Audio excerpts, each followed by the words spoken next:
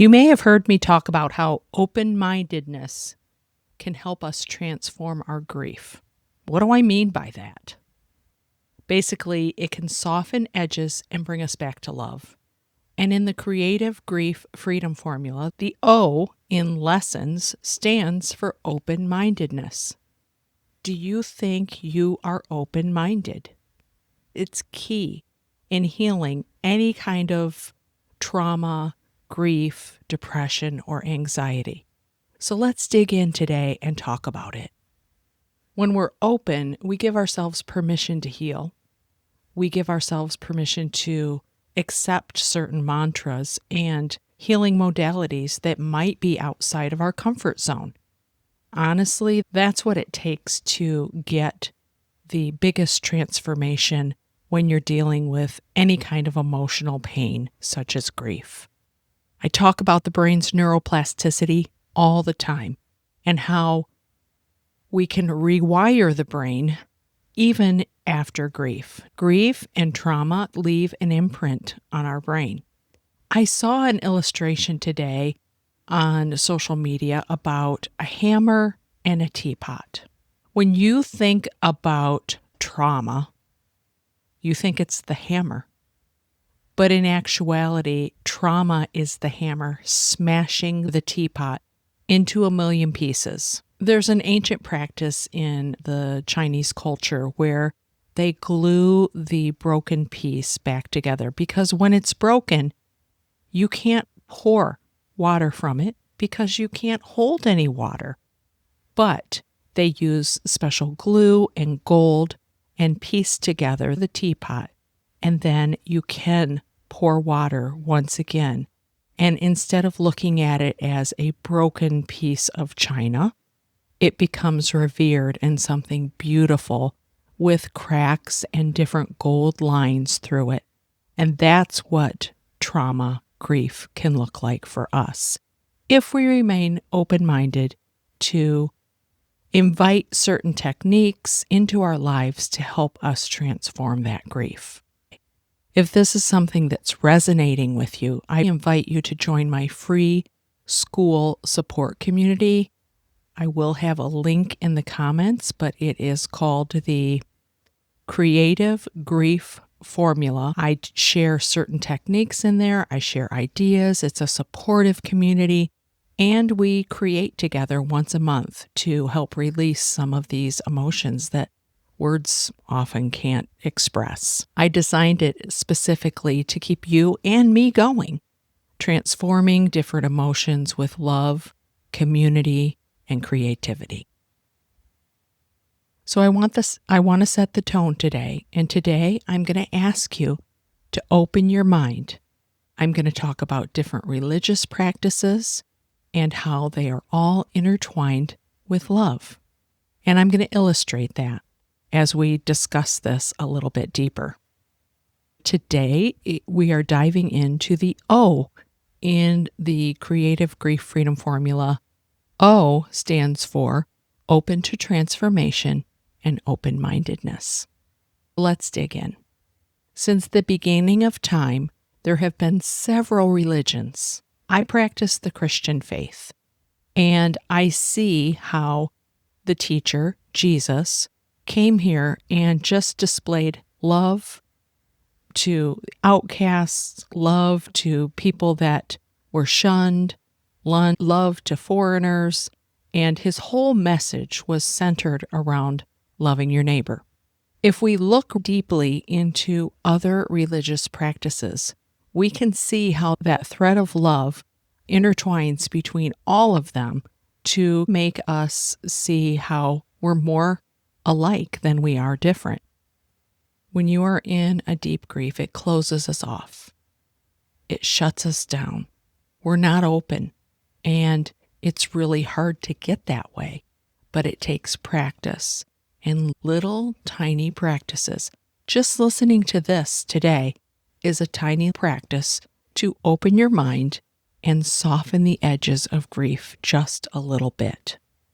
So if you remain open-minded and open to transformation, I'll share little tiny practices, spiritual rituals, things that we can do together to help soften that grief and open you up a little bit more. One of the stories that I tell repeatedly was when I was in hell. There's no other word for it. Just really suffering, closed off, didn't want to see anybody. I packed up my bag and went to my sister's house a couple hours away.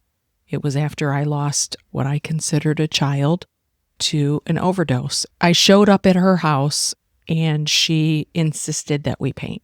I was like, no way, I'm not painting. I don't want to. I just wanted to be closed off, not open. Sometimes we just need a little nudge to push us out of our comfort zone to do something we might not otherwise feel like doing. Long story short, I get to her house. She's got the whole table set up with paints and canvases and her daughter's there. And I couldn't say no. I had it in my mind that I'm not going to like this. It's not going to be fun. I don't like sitting still. I like to move. Sitting still was so painful that I could not do it. But I sat down, opened up the paints, and we just started painting. And honestly, it's not my best work, but I love it because for 2 hours I sat at that table with my sister and her daughter. We were just in the moment, creating. And I felt such peace in that moment. And it changed my entire thought process about creativity as a healing pathway. Now, I've incorporated many other techniques into the Creative Grief Freedom Formula, but creativity is a big one. There's so much research proving that creativity does help rewire the brain. Now, does that mean that the trauma's not still there or the grief isn't still there? No. I'm going to carry that forever. But I've been able to piece back my teapot with gold threads, and I can pour from it now.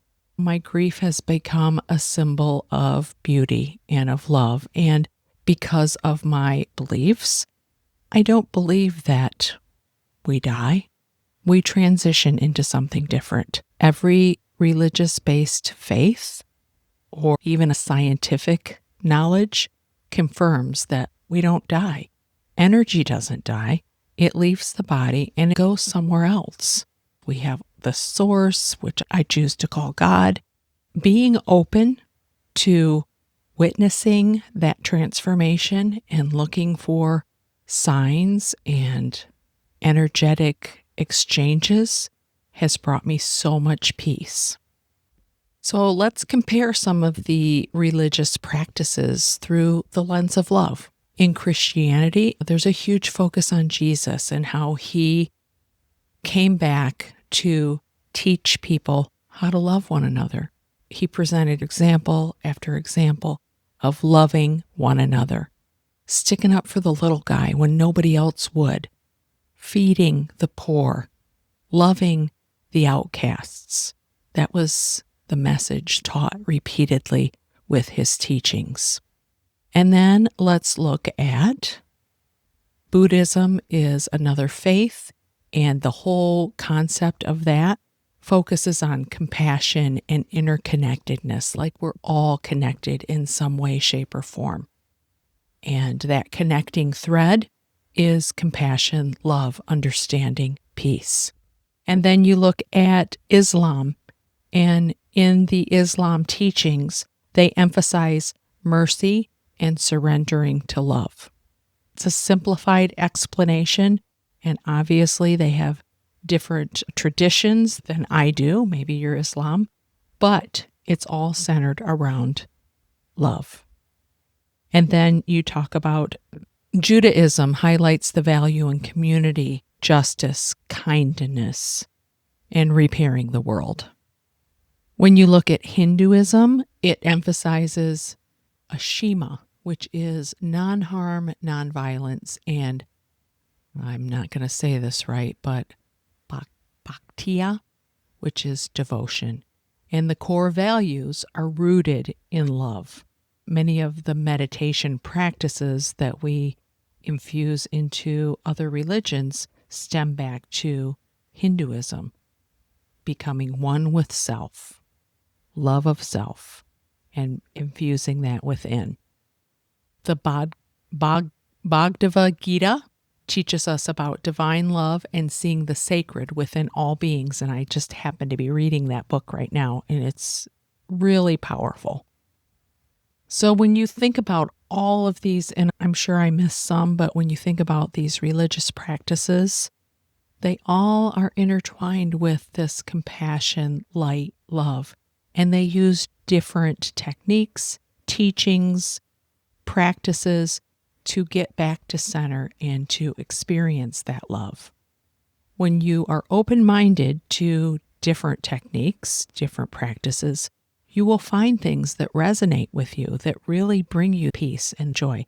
Today, I went to a meditation meeting and we meditated an old Hawaiian prayer, and we just chanted over and over about love and forgiveness. It was very powerful. I may have a meditation like that for you coming up, but for now, that's just an example of how you can intertwine this into your daily life and utilize these different practices from different religions or different cultures and put them into your life. Really start to have big transformations in your grief process. What are some sacred practices that you can infuse into your daily life for grief healing? How can you be utilizing these? One, you have to be open-minded. One is creating an altar. In the Creative Grief Freedom Formula, we have a special worksheet where we create a meditation corner. And with that, an altar of special things that we hold near and dear to our hearts from our loved ones. I have an altar here. I have a couple of pictures of Brad and Willie.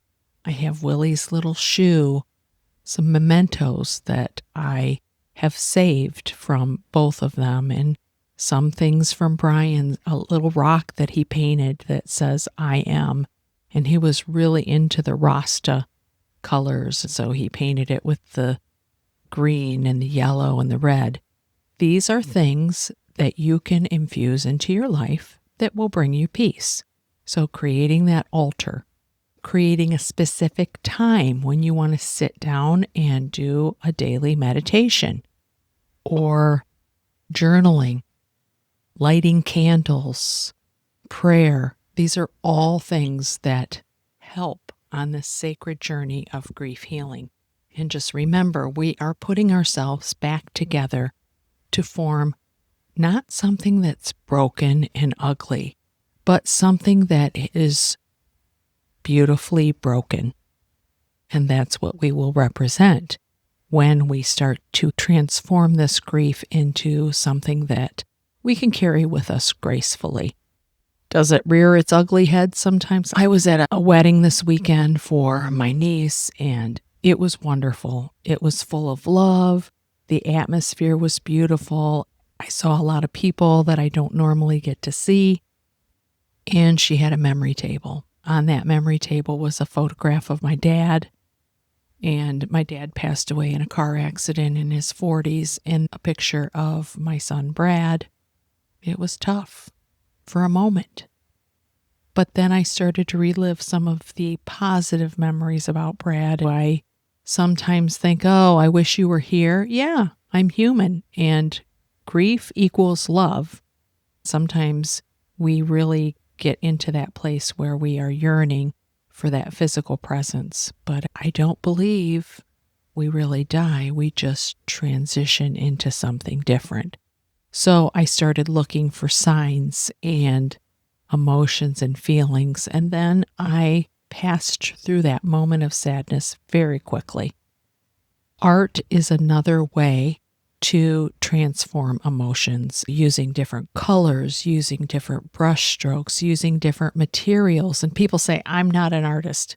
Everyone is creative. We were created to be creative. With a little guidance, which I am giving, you can create something beautiful and meaningful to you. Music is something that becomes very sacred, and there are different styles of music. When you go to a religious organization, you have different styles of music that bring you back to center and make you feel connected to your source or your higher power. I want to invite you to realize that open-mindedness is really not about being open to different things. It's really being open to transformation. If you believe, if you just have a little crack of belief that yes, I will be able to transform this grief with practices, with time, and with community, I invite you to join the Creative Grief Freedom community that I've created on the school platform. It's brand new, it's free, and it's a community where we can lift each other up and share different techniques and things that have helped us. Everybody's welcome. Even if you've had grief a while ago and you have something to share that's helped you, I'd like you to join. I will have that link in the comments, so please join us, and we're going to create together too. I have a Zoom link that you are welcome to join and create with me and make something very special and help transform that grief into something that is maybe beautiful, or maybe it's just something that represents a feeling that you want to purge on the paper. There's no right or wrong way. Just remember, grief literally transforms the brain. It changes us. It fragments things. But we do have the power, if we're open-minded and open to transformation, to rewire that brain and change things and still carry grief, but carry it a little bit lighter. Carry it with purpose and with hope and resilience. And that's what I've learned to do with all of the things that I've poured myself into, and that's my hope for you too. So as we close today, I just want you to know that no matter what your path, no matter where you are on your grief journey, no matter what your religious practice, you can transform your grief into something a little lighter, something beautiful, something that you can carry with grace and purpose. Open-mindedness isn't just a practice. It takes action, participation, doing things that maybe stretch you beyond your comfort zone. You do not have to walk this path alone. We rise by lifting others in a nurturing, sacred community, and that's why I created the school community. I want to close with a little prayer that I'm going to read to you and encourage you to share this podcast with somebody that may benefit, like, and subscribe, because that really does help me reach more people, and join my free school community. So until next time, may you feel the light of love, the strength of community, and the quiet courage to keep opening to transformation. Repeat after me. I open my heart to love, even in sorrow. I open my heart to healing, even in uncertainty. I open my soul to transformation, even in discomfort. Each breath, each step, I choose to open, to love, to light, and to the possibility of becoming. Thanks for joining me today. Go catch some soul shine.